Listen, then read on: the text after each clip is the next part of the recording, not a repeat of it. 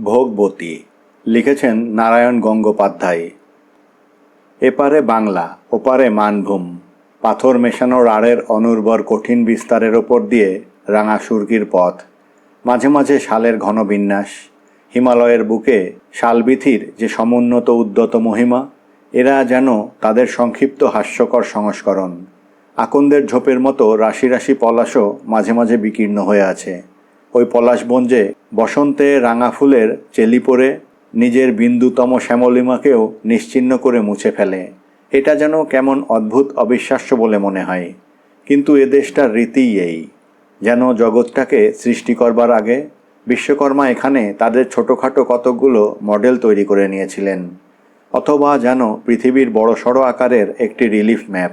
নদী আছে, কিন্তু মোটা মোটা বালির দানা আর ছোট বড় পাথরের টুকরোর ভেতর দিয়ে তাদের জলের ধারাটা এক ফালি অভ্রের পাত বলে ভুল হতে পারে। আর আছে পাহাড়, শুধু রাত্রির অন্ধকারে যেখানে বার্নপুরের চিমনির আভায় কালো দিগন্তটা লাল হয়ে থাকে, সেদিকটা ছাড়া আর তিন দিকেই চলেছে পাহাড়ের অনন্ত শ্রেণী। একদিকে দুরাস্ত রেখায় পঞ্চকোট, অন্যদিকে চক্রবলে শুশুনিয়া পাহাড়ের অলক্ষ্যপ্রায় ছায়ামূর্তি, মাঝখানে বিহারীনাথ পাহাড়। তাছাড়া ছোট বড় অখ্যাত ও অজ্ঞাতনামা পাহাড়ের কোনো সীমা সংখ্যাই নেই। কোনোটায় পলাশের জঙ্গল, কোনোটা একেবারে ন্যাড়া, কোনোটা নিতান্তই জংলা, শতমূলী সহস্রমূলী থেকে শুরু করে দুহাত উঁচু আবলুস গাছ আর নলবনের মতো সরু সরু পাহাড়ি বাঁশ, অথবা বাঁশের ক্যারিকেচার। তাতে কখনো কখনো বাঘের সন্ধান পাওয়া যায়, আর মাঝে মাঝে দেখা হয় শঙ্খচূড় সাপের সঙ্গে। স্বল্প বিস্তীর্ণ একটা ব্যাসার্ধের ভেতরে সমস্ত পৃথিবীর ভূগোল পরিচয়। বহু দূরে দূরে ভদ্রলোকের গ্রাম, আর সাঁওতাল, সব সাঁওতাল, চাষি সাঁওতাল, খেড়ে সাঁওতাল। চাষি সাঁওতালরা ভদ্রপাড়ার কাছাকাছি এসে বাসা বেঁধেছে, চাষ করে, সবজি লাগায়, জামা কাপড় পরে তারা, কখনো কখনো কাঁচা চামড়ার ফাটা ফাটা মোটা জুতোও।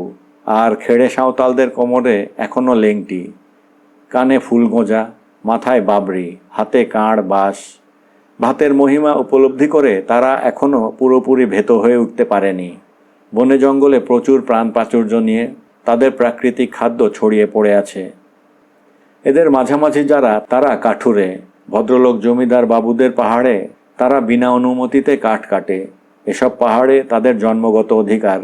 10 মাইল দূরের জমিদার কোনো সূক্ষ্মাতিসূক্ষ্ম আইনের বলে পুত্র পৌত্রাদিক্রমে এ সমস্ত পাহাড়ের ভোগ দখলের অধিকারী। তাদের স্থূল মস্তিষ্কে সেটা সহজে প্রবেশ করে না। দূরের থেকে যে পাহাড়টাকে কালবৈশাখীর মেঘের মতো নিবিড় নীলবর্ণ বলে মনে হয়, ওর নাম ভৈরব পাহাড়।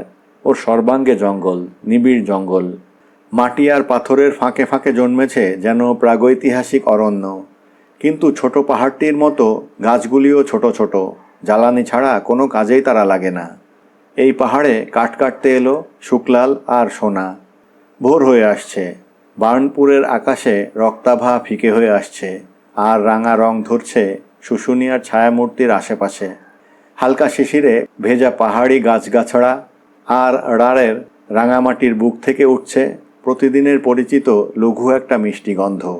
ঝাঁকড়া 3-4টে মহুয়া গাছের তলা থেকে এখনও রাত্রির অন্ধকার সরে যায়নি। সেটাকে পাশ কাটিয়েই এগিয়ে যাচ্ছিল শুকলাল। পেছন থেকে সোনা তার হাত চেপে ধরল। এই মোড়লের পো, বাবা ঠাকুরকে প্রণাম করলি নে? থেমে দাঁড়িয়ে শুকলাল হাসল। ঠাকুরের ঘুম এখনও ভাঙেনি, জাগালে রাগ করবে। দেরি করিস নি সোনা, চল। সোনা ভ্রুকুটি করল। মস্করা করিস নে খাল ভরা, ঠাকুরকে নিয়ে হাসি ঠাট্টা করছিস? পাহাড়ে তোকে বাঘে ধরবে দেখিস। আয়, প্রণাম করে যা ঠাকুরকে। নিজের পেশল শরীরটার দিকে একবার তাকালো শুকলাল। পলিমাটির দুলাল নয়, পাথুরে দেশের পাথরে তৈরি দামাল ছেলে। বলল, বাঘের বরাত মন্দ না হলে বাঘ আমাকে ধরতে আসবে না। থাক থাক, খুব মরদ হয়েছিস। গলার স্বরে অবজ্ঞা ফোটাবার চেষ্টা করলেও সেটা ফুটল না। কালো সাঁওতাল মেয়ের কালো চোখে আনন্দিত গর্বের আলোয় ঝিলিক দিয়ে গেল। সত্যি অহংকার করবার অধিকার আছে শুকলালের। তার কুড়ুলের ঘায়ে শুধু গাছগাছালিই নয়, শক্ত পাথর পর্যন্ত গুঁড়ো হয়ে যায়। শুকলালের চওড়া বুকের ওপর খেলা করে গেল সোনার সানুরাগ সস্নেহ দৃষ্টি। আর তেমনি সব প্রেম গভীর চোখে সোনার উপরে দৃষ্টি বুলিয়ে নিল শুকলাল। শুশুনিয়া পাহাড়ের আকাশে রঙের সমুদ্রে ডুব দিয়ে রক্তপদ্মের মতো সবে ফুটে উঠেছে প্রথম সূর্য। সোনার যৌবনোজ্জ্বল দেহেও তার আভাস এসে পড়েছে, যেন তারও ভেতরে কোথায় পাপড়ি মেলেছে ভোরের পদ্ম। হাওয়ায় কাঁপা পদ্মপাতার শ্যামলতা তার ভেতরেও যেন হিল্লোলিত হয়ে উঠেছে। চকিতে চোখ নামিয়ে নিল সোনা, বলল, আয়, প্রণাম করবি। মহুয়াকুঞ্জের তলায় ক্রমশ মিলিয়ে যাচ্ছে অন্ধকার। অবসিত রাত্রি আর ছায়ার মধ্যে বিচ্ছেদ ঘটছে এতক্ষণে। পাথরের ঠাকুরও বোধহয় ঘুমভরা চোখ মেলে জেগে উঠেছেন। মহুয়া পাতার ফাঁকে ফাঁকে কালো গ্রানিটের ওপর পড়েছে টুকরো টুকরো রঙের ফালি। পাহাড়ের নিচে প্রতিহারী হয়ে আছেন বাবা ঠাকুর, চওড়া একখানা শিলাপট্ট, মাটির ভেতরে আধা আধি পরিমাণে সমাহিত। তার মাথার উপর ছেনি দিয়ে কাটা একটা সিংহের আকৃতি, নিচে অশ্বারোহী একটি বীর পুরুষের মূর্তি, তার প্রসারিত হাতে খোলা একখানা সুদীর্ঘ তরবারি। বোঝা যায় কোনো দিগ্বিজয়ী রাজা নিজের শৌর্যবীর্যকে অক্ষয় করে রাখার প্রয়াস পেয়েছিলেন। শিলাপট্টের গায়ে কিছু কিছু লেখাও আছে, তার আভাস মাত্র পাওয়া যায়, বাকিটা তলিয়ে আছে মাটির নিচে, হয়তো ভবিষ্যৎকালের কোনো প্রত্নতত্ত্ববিদের হাতে মুক্তির অপেক্ষায়। কিন্তু এসব বোঝবার শিক্ষা দীক্ষা নেই সরল সাঁওতালের। গাছতলায় একটা বড় পাথর দেখলেই তারা সিঁদুর মাখিয়ে পুজো করে, একটা ভাঙা মূর্তি দেখলেই থান বসিয়ে দেয় মুরগি বলি। তাই এখানকার বিস্মৃতনামা রাজা রূপান্তরিত হয়েছেন পাহাড়ের অধিষ্ঠাতা ভৈরব ঠাকুরে। ঠাকুর প্রণাম করে পাহাড়ে উঠল শুকলাল আর সোনা। কাঠুরেদের যাতায়াতে জঙ্গল ভেঙে দু একটা সরু পথ আপনা থেকে তৈরি হয়েছে এদিক ওদিকে। সরীসৃপ গতিতে পাহাড়ের চারদিকে পাক খেয়ে গেছে। তাছাড়া দুর্ভেদ্য জঙ্গল, পাথরের চাঙাড়ের ফাঁকে ফাঁকে মাটির ভেতর থেকে রাশি রাশি বুনো গাছ আর লতার জটিলতা। কাঁটা গাছের মাথায় হাওয়ায় দুলছে বন ধুঁদুল, মাঝে মাঝে ফুটেছে ভুঁইচাপা আর কাঠগোলাপ। কোথাও কোথাও বেগুনে রঙের ফুলের বাহার নিয়ে পাথরের আড়ালে আড়ালে উঁকি দিচ্ছে লজ্জাবতী। ছোট ছোট পাখি নেচে বেড়াচ্ছে এদিকে ওদিকে। শুকনো আধ শুকনো গাছ খুঁজে কুড়ুল চালাতে লাগলো শুকলাল, আর মোটা একটা গুলঞ্চের লতা দিয়ে খড়ির আঁটি বাঁধতে লাগলো সোনা। ওরই এক ফাঁকে কখন দুটো ধুঁদুল সংগ্রহ করেছে সোনা, গোটা কয়েক কাঠগোলাপও সাজিয়ে নিয়েছে খোঁপায়। সংসারের কথা ভোলেনি, সেই সঙ্গে একটুখানি অঙ্গরাগও করে নিয়েছে। মাঝে মাঝে একটা গানের কলিও গুনগুন করে উঠেছে, কিন্তু আপাতত তার দিকে নজর নেই শুকলালের। বিশ্রামহীনভাবে তার কুড়ুল চলছে, মড়মড় খটখট শব্দে ভেঙে পড়ছে গাছ আর গাছের ডাল, আর থেকে থেকে বাঁ হাত দিয়ে ঝেড়ে ফেলছে কপালে জমে ওঠা বড় বড় ঘামের বিন্দুগুলো। এর মধ্যেই কখন উঠে গেছে অনেকখানি বেলা। শুশুনিয়া পাহাড়ের মাথা ডিঙিয়ে সূর্য উঠে এসেছে আকাশের মাঝখানে। পাথর গরম হয়ে উঠেছে, চারদিক থেকে বিস্তীর্ণ হয়ে পড়ছে একটা বাষ্পীয় উত্তাপ। এতক্ষণ পরে হাতে কুড়ুল নামিয়ে স্থির হয়ে দাঁড়ালো শুকলাল, হাঁপাতে লাগলো। ওদিকে পিঠের বোঝাটাও বেশ ভারী হয়ে উঠেছে সোনার, রোদে টকটক করছে মুখ। দুজনে দুজনের দিকে তাকালো। শুকলাল বলল, ভারী গরম।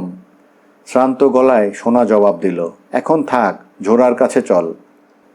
ঝোড়া মনে পড়তেই যেন শান্তি আর তৃপ্তির একটা স্নিগ্ধ অনুভূতি এসে সর্বাঙ্গ জুড়িয়ে দিল ওদের। ঝোড়া, এই বিস্তীর্ণ নির্মম পাষাণের বুকের ভেতর থেকে উচ্ছ্বলিত ফল্গুর প্রবাহ। পাহাড়ের ঠিক মাঝামাঝি জায়গায় একটা ভাঁজ পড়ে, যেখানে ছোট একটা মালভূমির মতো সৃষ্টি হয়েছে। ওইখানে ছোট অশ্বত্থ আর ছোট পলাশের ছায়াকুঞ্জের ভেতর প্রকাণ্ড একখানা পাথরের তলা দিয়ে একটি ঝর্ণা নেমে এসেছে।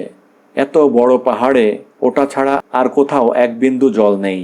ওই জলটা কোথা থেকে নিঃশব্দ প্রবাহে যে বয়ে আসছে তা কেউ বলতে পারে না, কিন্তু মাটির তলা থেকে উৎসারিত ভোগবতী ধারার মতোই ও ঠান্ডা আর মিষ্টি জল কঠিন পাহাড়টায় মর্মবাহী স্নেহের মতো উছলে পড়ছে।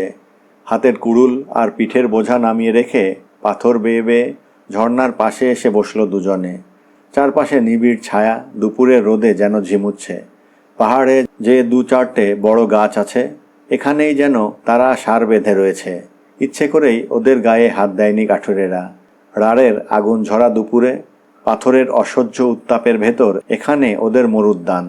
পাথরের তলা থেকে বেরিয়ে নিচে যেখানে ছোট একটা গর্তের ভেতরে একটুখানি জল জমেছে, দুটো নীলকণ্ঠ পাখি পরমোল্লাসে সেখানে স্নান করছিল পাখা ঝেড়ে।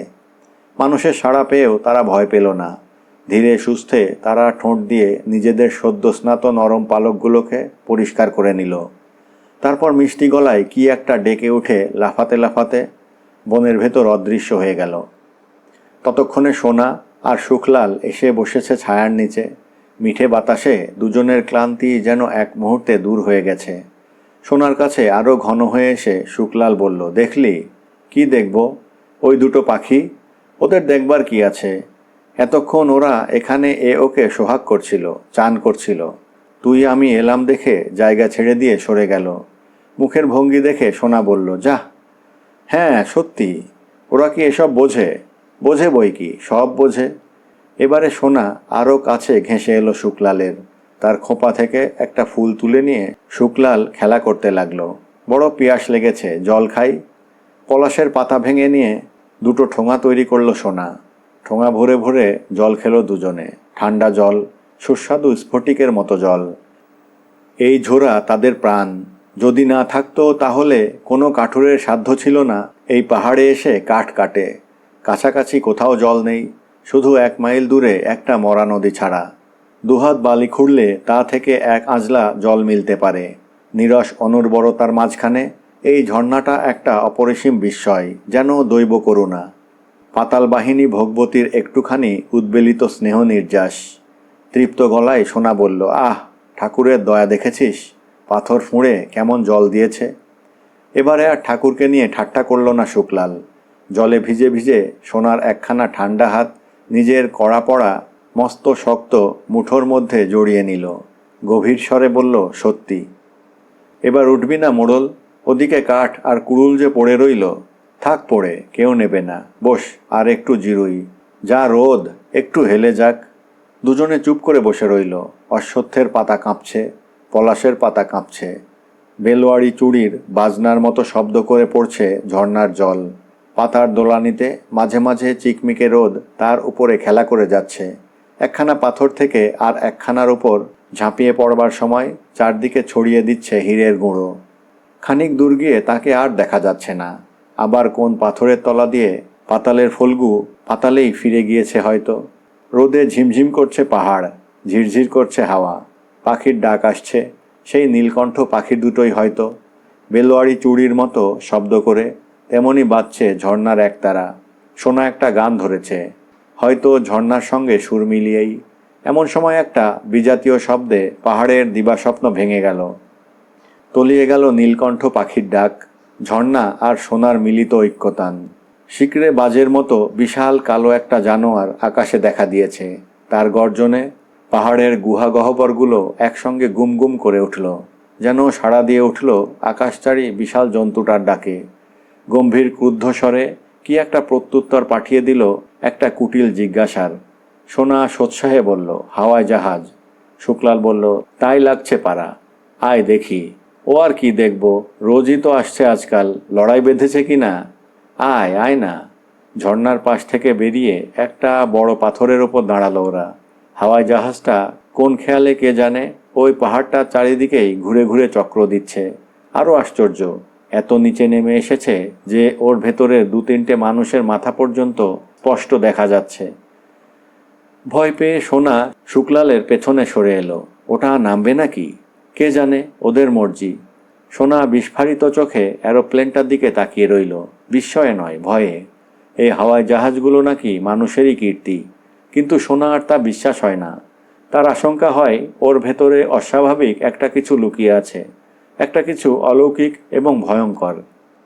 ঝড়ের রাত্রে যে সব ভূত প্রেত পিশাচ পাহাড়ে পাহাড়ে প্রচণ্ড উল্লাসে নেচে বেড়ায়, ওদের অস্বাভাবিক কাণ্ডটা যেন তাদেরই খেয়াল ছাড়া আর কিছু নয়। ওটা মাটিতে নেমে এলে যে কত বড় একটা অঘটন ঘটে যেতে পারে ভাবতেও ওর রক্ত জল হয়ে যায়। বিমানটা কিন্তু নামল না। বার কয়েক পাহাড়ের মাথায় ঘুরপাক খেয়ে সাঁ করে একটা তীরের মতো বার্নপুরের দিকে দেখতে দেখতে উধাও হয়ে গেল। শুধু নির্মেঘ আকাশে অনেকক্ষণ ধরে একটা ধূমপুচ্ছ দীর্ঘ রেখায় বিস্তীর্ণ হয়ে রইল, যেন ধূমকেতুর সংকেত। 2 দিন পরে পাহাড় থেকে কাঠের বোঝা নিয়ে নামবার পরে দেখা হরিকৃষ্ণ রায়ের সঙ্গে। হরিকৃষ্ণ রায় এই পাহাড়ের মালিক পালবাবুর গোমস্তা। একটা হাড় বের করা টাট্টু ঘোড়াকে শায়েস্তা করতে করতে আসছিল। পাঁজরের ওপরে জুতোর ঠক্কর খেতে খেতে ঘোড়াটা যেভাবে এগোচ্ছিল তাতে মনে হচ্ছিল যে কোনো সময় সে মুখ থুবড়ে ধরাশয্যা গ্রহণ করবে। ওদের দেখে হরিকৃষ্ণ রায় ঘোড়ার রাশ টানল, কিন্তু রাশ না টানলেও সেটা এমনিই থামত। খড়ির বোঝাটার দিকে একটা তির্যক কুটিল কটাক্ষ করল হরিকৃষ্ণ। বেশ মনের আনন্দে গাছ কাটছিস?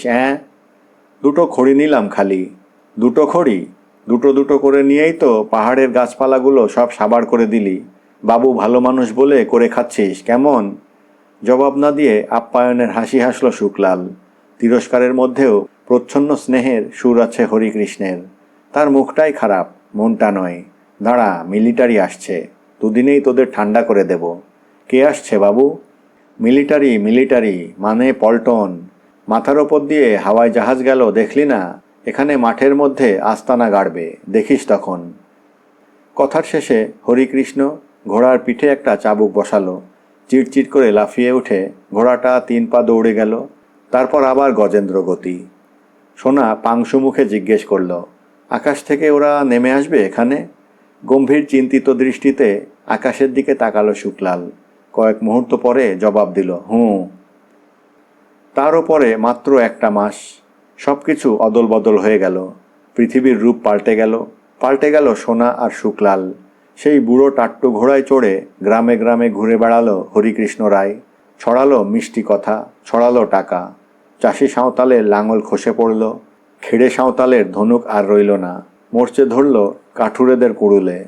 তার জায়গায় চকচকে হয়ে উঠল শাবল, ঝকঝকে হলো কোদাল। যুদ্ধের অবস্থা আশাপ্রদ নয়। সীমান্ত থেকে দুঃসংবাদ আসছে। পশ্চাদপসরণ যদি করতে হয় তাহলে আগে থেকে তার ব্যবস্থা করা দরকার। সুতরাং এই অঞ্চলটাকে কেন্দ্র করে একটা সম্ভাব্য ডিফেন্স লাইন গড়ে তোলা হতে লাগলো। রাঙা কাঁকড়ের টানা পথ ঘুমিয়েছিল শাল পলাশের ছায়াকুঞ্জের ভেতর। তাকে ক্ষত বিক্ষত বিধ্বস্ত করে এলো জিপ, এলো লরি, কাঠ এলো, তাঁবু এলো, বিচিত্র যন্ত্রপাতি এলো, আর তার সঙ্গে সঙ্গে এলো বিচিত্রতর মানুষ। রাড়ের অনুর্বর মাঠের ভেতর ঝাঁকিয়ে বসলো কলোনি, একটা ছোট অ্যারোড্রোম। দেশটা যেন 1000 বছরের একটানা ঘুম থেকে হঠাৎ জেগে উঠল যন্ত্রযুদ্ধের বাস্তবতম নির্মম পরিবেশের ভেতর। সহজ হয়ে গেছে শুকলাল আর সোনার, অভ্যস্ত হয়ে গেছে বুনো সাঁওতাল, গৃহস্থ সাঁওতালদের। আজ আর ওদের ভেতরে জাতিগোত্রের ভেদ নেই।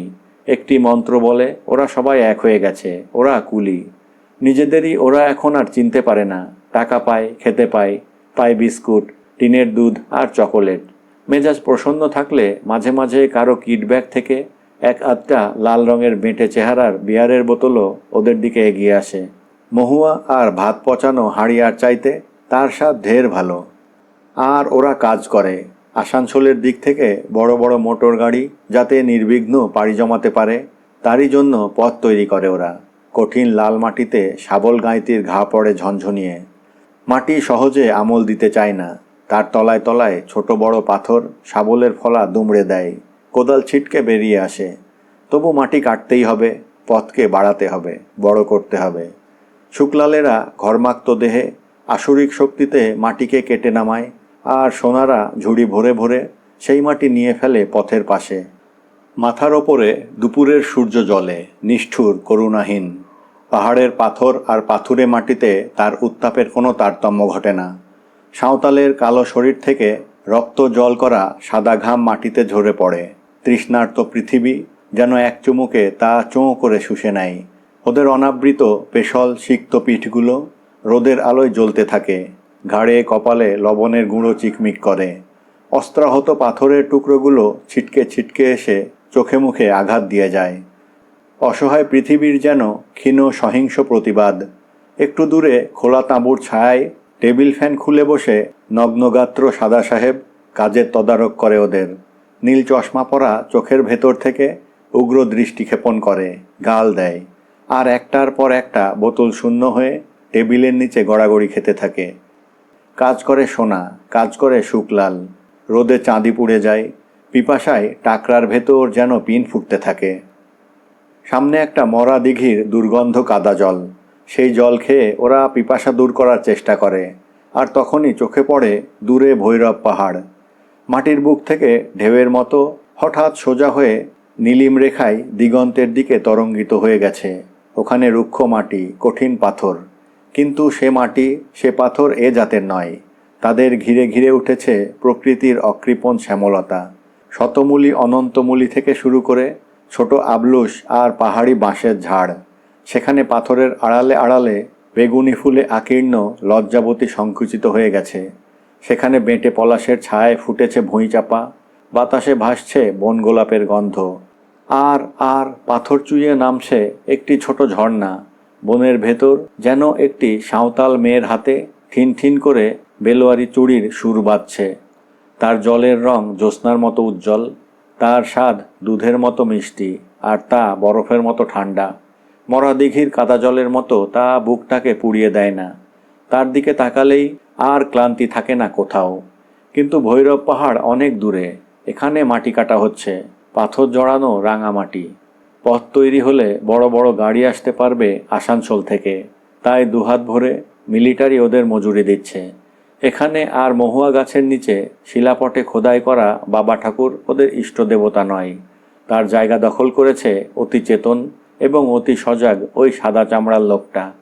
নীল চশমার ভেতর দিয়ে শানিত চোখে ওদের কাজ দেখছে আর বোতল টানছে। এই কুলি, ঠারো মত, ফুর্তি সে কাম চালাও জলদি। বহুত ধূপ হুজুর। ওহ ধূপ ধূপ, মরদ লোক কা ধূপ সে কেয়া ডর হে, ডেভিল টেক ইউ লেজি ব্রুটস। গাল দেয় সাহেব, হাত ভরে পয়সা দেয়, মদ দেয়, কিন্তু কি দিতে পারে ভৈরব পাহাড়? কিছু খড়ি, কিছু ছায়া, আর আর পাতাল ফুঁড়ে ওঠা ভোগবতীর ঠান্ডা মিষ্টি জল। ঝর্নার পাশে আজ আর কেউ বসে না। শুকলাল নয়, সোনা নয়, অন্য সাঁওতালরাও নয়। সেখানে এখন নিশ্চিন্তে নীলকণ্ঠ পাখিরা স্নান করে, পাখা ঝাড়ে, আর মিষ্টি গদগদ গলায় এ ওর সঙ্গে প্রেম আলাপ করে হয়তো। কিন্তু সাহেবের দেওয়া মদ ভুলিয়ে দেয় ভোগবতীকে। তার স্বাদ মিষ্টি নয়, তেঁতো, বিষের মতো তেঁতো। রক্ত জুড়িয়ে যায় না, জ্বলে ওঠে। মুহূর্তে ভৈরব পাহাড় সরে যায় দৃষ্টির সামনে থেকে। পাগলের মতো কোদাল তুলে নেয় শুকলাল। ঝুড়ি মাথায় করে সোজা হয়ে দাঁড়ায় সোনা। দুপুরের রোদ আর মদের নেশা শরীরের ভেতরে একটা আসুরিক মত্ততা সৃষ্টি করে। অদম্য অন্ধবেগে যেন ওরা ভেঙে পড়তে চায়, টুকরো টুকরো হয়ে বিদীর্ণ হয়ে যেতে চায়। প্রবল বেগে অনিচ্ছুক মাটির বুকের ভেতরে কোদালের আঘাত নেমে আসে। পাথরের গায়ে ঘা লাগে, যেন শোনা যায় মাটির তলা থেকে মা বসুমতীর চাপা যন্ত্রণার গোঙানি। তারপরে দিনান্তে শুকতাল আর সোনা ফিরে রওনা হয় ঘরের দিকে। মদের নেশা তখন কেটে গেছে। শরীরে ঘনিয়েছে দ্বিগুণ শ্রান্তি আর অবসাদ। পা জড়িয়ে জড়িয়ে দুজনে মূর্ছিতের মতো এগিয়ে চলে। আকাশের প্রান্তরেখায় প্রথম প্রেমের মতো অপূর্ব কোমল মাদকতা নিয়ে সন্ধ্যাতারা দেখা দিয়েছে। দিগন্তে কালো আর করুণ হয়ে আছে ভৈরব পাহাড়। যেন একটা অতিকায় ভালুক শিকারির গুলি খেয়ে লুটিয়ে পড়ে আছে। দুজনে তাকায় সেদিকে। দুজনেরই একসঙ্গে একই কথা মনে হয়। শুকলাল বলে, সোনা চল, কাল থেকে আবার আমরা কাঠ কাটব। সোনা মাথা নাড়ে, জবাব দেয় না। অকারণে তার ইচ্ছে করতে থাকে মজুরির টাকাগুলো পথের ওপর ছুঁড়ে ছড়িয়ে ফেলে দেয়। শুকলাল বলে, মাটি কাটতে ভালো লাগে না, কাঠুরে ছিলাম, বেশ ছিলাম রে। সোনা তেমনি নিরুত্তরে মাথা নাড়ে। অন্ধকার পাহাড়টার দিকে তাকিয়ে মনে হয় যেন ওটা অভিমানে ম্লান হয়ে আছে। লজ্জা হয় সোনার, অপরাধ বোধ জাগে মনের মধ্যে। একটু পরে জবাব দেয়, ঠিক। কিন্তু রাত্রি কাটে, দিন আসে, সন্ধ্যার সংকল্প মনে থাকে না কারো। শুকলালেরও নয়, সোনারও নয়। আবার শাবল গাঁইতির ঝকঝকে ফলা মাটির বুক কুরে কুরে বার করতে থাকে। মদের নেশা আর দুপুরের রৌদ্র বিষ হয়ে আবর্তন করে রক্তের ভেতরে। শুকলালের কোদাল পড়তে থাকে, ঝন ঝন ঝনাত। ওরা ভৈরব পাহাড়কে ভুলেছে, ভৈরব পাহাড় ওদের ভোলেনি। তাই হয়তো মহুয়া গাছের নিচে একদিন জেগে উঠলেন শিলাপটে আঁকা বাবা ঠাকুর। তার মাথার ওপরে গর্জন করে উঠল সিংহ, তার হাতে ঝিকিয়ে উঠল তলোয়ার। নিজের শক্তির পরিচয় দিলেন। রাস্তা অনেকখানি তৈরি হয়ে গেছে। ভারী ভারী গাড়ির যাতায়াতের সংখ্যাও বেড়েছে অনেক। সেই গাড়িগুলোর একটা সেদিন বেসামাল হয়ে বসল। ড্রাইভারের মদের মাত্রা একটু বেশি হয়ে গিয়েছিল বোধহয়। হঠাৎ কোথা থেকে কি হলো, হাত থেকে পিছলে গেল স্টিয়ারিং। পথের পাশে বড় একখানা বেলে পাথরের গায়ে আচমকা ধাক্কা খেল গাড়িটা। তারপর সোজা একটা ডিগবাজি খেয়ে পথের উল্টো দিকে গিয়ে চিত হয়ে পড়ল। কুলিমেয়েরা ঝুড়ি ভরে মাটি ফেলছিল সেখানে। 1 মিনিটের মধ্যে যা হওয়ার তা হয়ে গেল। উল্টানো গাড়িটার সামনের চাকা দুটো আকাশের দিকে উদ্যত হয়ে বিষ্ণু চক্রের মতো ঘুরল কিছুক্ষণ। একটা প্রলয়ঙ্কর ঝড়ের মতো ঝুড়ো মাটি চারদিকে ছিটকে যেতে লাগলো। তাঁবু থেকে সাহেবরা ছুটে এলো, চেঁচামেচি জুড়ে দিল কুলিরা। কিন্তু শুকলালের মুখে কথা নেই, যেন পাথর। গাড়ির ভেতর থেকে বেরুলো সাহেবের দেহ, মাথাটা ভেঙে চুরমার হয়ে গেছে, ঘিলু আর রক্ত পড়ছে গড়িয়ে। হাত পাগুলো বেঁকে দুমড়ে কচ্ছপ আকার ধারণ করেছে সাহেব। তার গাড়ির তলা থেকে বেরুলো সোনা। সোনা না, ঠিক সোনা নয়। নাক, মুখ, শরীর সমস্ত চেপটে একটা অমানসিক বিভৎসতা। রাড়ের তৃষ্ণার্ত রাঙামাটিও অত রক্ত শুষে খেয়ে ফেলতে পারেনি। থকথকে খানিকটা কাদা সৃষ্টি হয়েছে। কালো সাঁওতালের রক্ত যে এত লাল তা কে জানত। আশ্চর্য, ভারী আশ্চর্য। সাহেবের রক্তের রঙের সঙ্গে তার কোনো তফাৎ নেই। যুদ্ধের ক্যাজুয়ালিটি অমন কত হয়, অমন কত হয়েছে, কে তার খবর রাখে? কে তা নিয়ে নিজেকে বিব্রত বোধ করে? ডিফেন্স লাইন তৈরি করতেই হবে বৃহত্তর প্রয়োজনের জন্যে, অসুরদের নিপাত করে ধর্মরাজ্য সংস্থাপনের জন্যে। একটা সাঁওতাল মেয়ের মৃত্যু, তার জন্যে মাটি কাটা বন্ধ থাকবে না, মাটি ফেলাও না। ফিরে এলো শুকলাল। 1 ফোঁটা চোখের জল ফেলল না, বুক চাপড়ে হাহাকার করে উঠল না একবারও। ভৈরব পাহাড়ের দেবতা শোধ নিয়েছেন, পরিচয় দিয়েছেন তার ক্ষমতার, তার দোর্দণ্ড দুরন্ত প্রতাপের। টাট্টু ঘোড়ায় চড়ে আসছিলেন হরিকৃষ্ণ রায়। দূরের গ্রামে আরও কুলি সংগ্রহের চেষ্টায় গিয়েছিলেন তিনি। এ এক মন্দ ব্যবসা নয়, বেশ 2-4 পয়সা কমিশন আসছে হাতে। আনন্দে উৎসাহে বুড়ো ঘোড়াটাকে তাড়না করতেও ভুলে যাচ্ছিলেন তিনি। ঘোড়াটা ইচ্ছে মতো থেমে থেমে চলছিল। শুকলালকে দেখে কষ্ট হলো হরিকৃষ্ণ রায়ের। আহা বেচারা, বউটাকে সত্যি বড় ভালোবাসত। ঘোড়া থেকে নামলেন তিনি, পিঠে হাত বুলিয়ে দিয়ে বললেন, কষ্ট করে আর কি করবি শুকলাল, কপালে যা ছিল তাই হয়েছে। কথা বলল না শুকলাল, থেমেও দাঁড়ালো না, যেন হরিকৃষ্ণ রায়কে সে দেখতেই পায়নি। অলস শ্রান্ত গতিতে যেমন যাচ্ছিল তেমনই চলে গেল। শুধু তার অর্থহীন শূন্য দৃষ্টিটা দূরে আকাশের কোলে গিয়ে পড়তে লাগলো, যেখানে লতাকুঞ্জে আচ্ছন্ন হয়ে ভৈরব পাহাড় স্তব্ধ একটা ধ্যানস্থ মূর্তি। বহুদিন পরে মরচে পড়া কুড়ুলটায় শান দিয়েছে শুকলাল। তারপর পাহাড়ে উঠে পাগলের মতো গাছ কাটতে শুরু করে দিয়েছে। পাহাড় তার উপর প্রতিশোধ নিয়েছে, সেও পাহাড়কে ক্ষমা করবে না। দুহাতে সে ডাইনে বাঁয়ে যা পাচ্ছে কেটে চলেছে। পাহাড়টাকে আজ সে ন্যাড়ামুড়ো আর নির্মূল করে দেবে। একবার যাচাই করে দেখবে তার শক্তি বেশি না দেবতার প্রতাপটাই বড়। মাথার ওপরে তেমনি আগুন ঝরানো সূর্য, পাহাড় তেমনি উত্তাপের বাষ্প নিঃশ্বাস ছাড়ছে। তৃষ্ণায় বুকের ভেতরটা তেমনি খাঁ খাঁ করছে।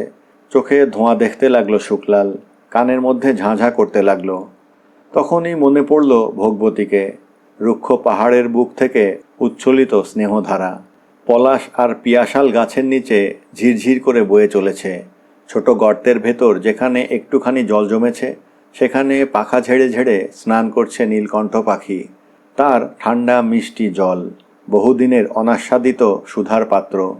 টলতে টলতে ঝর্ণার দিকে ছুটে এলো শুকলাল, কিন্তু কোথায় ভোগবতী? তার চিহ্নমাত্র নেই। নেই বেলোয়ারি চুড়ির হালকা ঝংকার, নেই নীলকণ্ঠ পাখি। যেখানে ঝর্ণা ছিল সেখানে কালো অজগরের মতো মোটা একটা লোহার নল। পাহাড়ের মাথার ওপর দিয়ে সে নলটা ঘুরে চলে গেছে। কোথায় গেছে বুঝতে কষ্ট হলো না শুকলালের। এক মুহূর্ত স্থির হয়ে দাঁড়ালো শুকলাল। ওই কালো লোহার সাপটা মাটির তলায় তার হিংস্র মাথাটা ডুবিয়ে দিয়ে তাদের ভোগবতীকে চুষে খেয়ে নিয়েছে। ভোগবতীর জল, ঠান্ডা মিষ্টি দুধের মতো জল, তার সরীসৃপ দেহের বিষ সঞ্চয়কে পুষ্ট করছে আজ। তার সেই বিষে সোনা মরে গেছে। শুকলাল মরবে, আরও অনেকে মরবে। কেউ বাঁচবে না, কেউ না, কেউ বাঁচবে না, কেউ না, কেউ বাঁচবে না, কেউ বাঁচবে না। শুকতালের মাথার ভেতর সব কিছু যেন আতশবাজির ফুলঝুরি হয়ে ঝরে পড়তে লাগলো। কুড়ুলটা তুলে নিল হাতে, প্রচণ্ড শক্তিতে ঘা বসালো অজগরটার গায়ে। ঝনঝন করে একটা বিরাট শব্দে পাহাড় কেঁপে উঠল। আর এক ঘা, আর এক ঘা। কুড়ুলের ফলা কুঁকড়ে এলো, কিন্তু লোহার সাপটা টোল খেল না। Who is there? পাহাড়ের মাথা থেকে প্রশ্ন। রাইফেল হাতে সেন্টি দেখা গিয়েছে। Who is there? শুনতে পেল না শুকলাল, জবাব দিল না। আরও এক ঘা। এইবার একটু দাগ পড়েছে মনে হচ্ছে। আর এক ঘা। স্যাবোটেজ! পাহাড়ের মাথা থেকে অব্যর্থ লক্ষ্যে ছুটে এলো রাইফেলের গুলি। মুখ থুবড়ে পড়ে গেল শুকলাল। চেতনার শেষ বিন্দুটুকুও মুছে যাওয়ার আগে টের পেল তার পিপাসা কাতর মুখে কে যেন জল দিচ্ছে। ভোগবতীর ধারা কি মুক্ত হয়ে গেল? কিন্তু সে জল তো এমন গরম নয়, এমন নোনতা নয়। নিজের রক্ত লেহন করতে করতে লোহার পাইপটার ওপরে মাথা রেখে স্থির হয়ে গেল শুকলাল। মিলিটারি কলোনিতে ট্যাপের মুখে ভোগবতীর স্নিগ্ধ জল ঝরে পড়ছে শতধারায়। সে জল তেমনি নির্মল, তেমনি স্বচ্ছ। শুকলালের রক্তের এতটুকুও লাল আভাস তাতে লাগেনি। ধন্যবাদ।